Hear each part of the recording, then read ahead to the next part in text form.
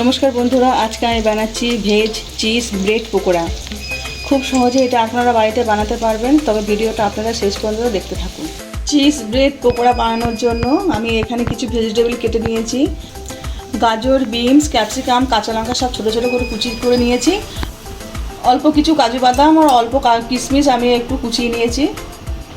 একটা শুকনো লঙ্কা ফোড়ন দিলাম, গোটা জিরে ফোড়ন দিলাম, গ্রেট করে রাখা আদা দিলাম, এর মধ্যে গাজর কুচি দিয়ে দিচ্ছি, বিনস কুচি দিয়ে দিলাম, ক্যাপসিকাম কুচি দিয়ে দিলাম, কাঁচা লঙ্কা কুচি দিয়ে দিলাম। এটা হালকা ভেজে নেব। স্বাদ মতো নুন দিয়ে দিচ্ছি, পরিমাণ মতন হলুদ দিয়ে দিচ্ছি। একটু হালকা ভেজে নিচ্ছি এটা আমি। স্বাদ মতন একটু চিনি দিয়ে দিচ্ছি, কাজু বাদাম আর কিশমিশ কুচানোটা দিয়ে দিলাম। এবার একসঙ্গে সব মিশিয়ে নিচ্ছি। সেদ্ধ করে রাখা আলুটা দিয়ে দিলাম, একসাথে সব মিশিয়ে নেব। হাফ চামচ জিরে গুঁড়ো দিয়ে দিচ্ছি,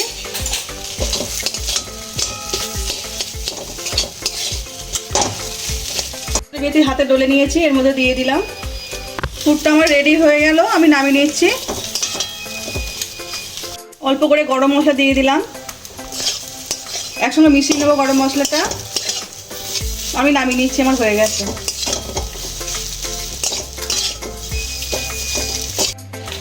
আমি এখানে একটা ময়দার ব্যাটার বানিয়ে নেব, তার জন্য এখানে আমি ময়দা নিয়েছি। স্বাদ মতো নুন দিয়ে দিচ্ছি, অল্প করে একটু গোলমরিচ গুঁড়ো দিয়ে দিচ্ছি। জল দিয়ে আমি হালকা ব্যাটারটা বানিয়ে নেব।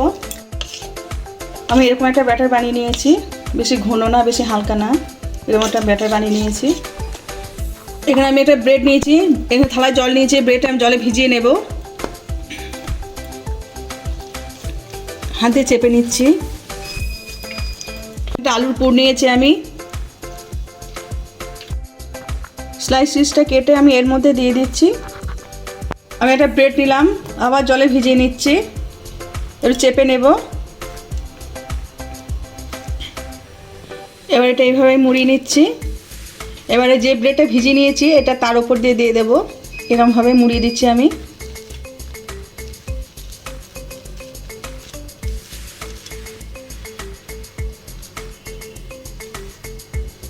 এরকম করে সব বানিয়ে নেব। ব্যাটারে দিয়ে দেবো।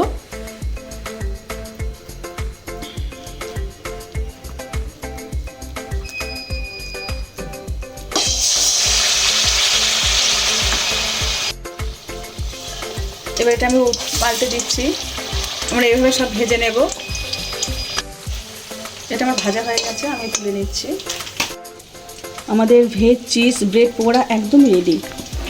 দেখলেন কত সহজে আমি বাড়িতে বানিয়ে নিলাম।